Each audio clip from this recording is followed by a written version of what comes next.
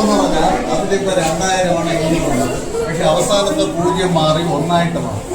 അതിന് കാരണം എന്ന് പറഞ്ഞാൽ 2000 ആണെങ്കിൽ ഗോൾഡ് ഇറക്കിയ നാണയം 2001 ആകുമ്പോൾ 21-ാം നൂറ്റാണ്ട്. അപ്പോൾ ആ 2 സംഖ്യയും കാണിക്കാൻ വേണ്ടി ഇറക്കിയ 2 നാണയം 2000 മാറി 2001.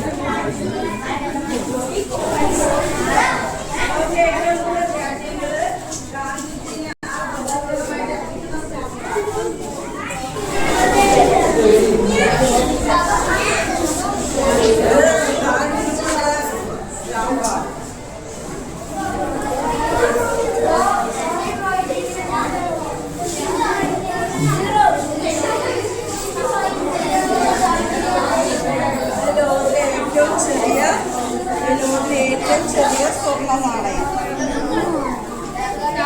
ഇത് ലോകത്തിലെ ഏറ്റവും ചെറിയ നാണയം.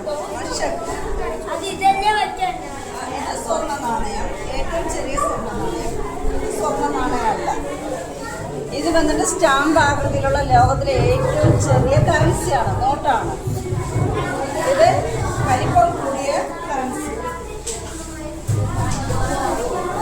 ഇതിന്റെ ചിത്രമൊന്നും വെച്ചിട്ടില്ല.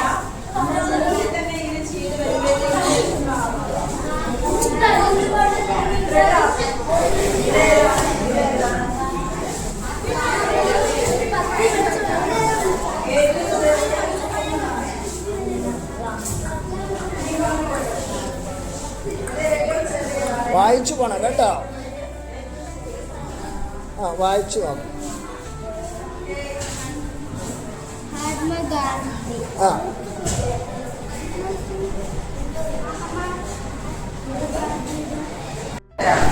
ഇത് വന്നിട്ട് ഗാന്ധി ചിത്രമാണ്.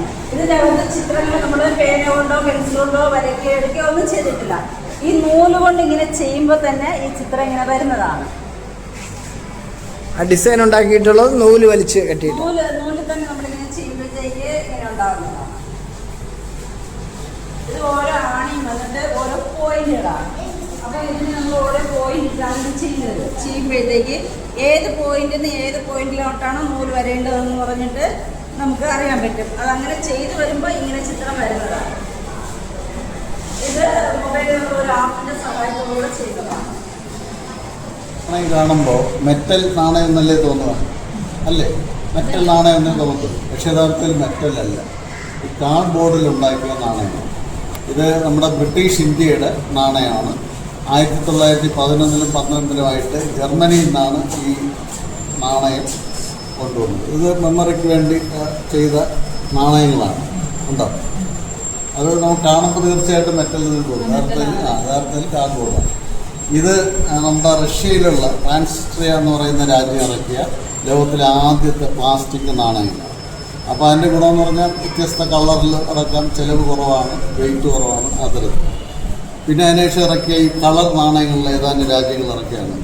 ഇത് കണ്ട പനാമ കനാൽ അറിയാമല്ല, പനാമ കനാൽ നിർമ്മിച്ചതിൻ്റെ 1000 വർഷത്തെ ഓർമ്മയ്ക്ക് വേണ്ടി അവരിറക്കിയ 100-ാം വാർഷികത്തിലിറക്കിയ ആ നാണയമാണ്. അതുപോലെ ഇത് കണ്ടോ, നാണയത്തിൽ തന്നെ കറൻസിയുടെ ചിത്രം.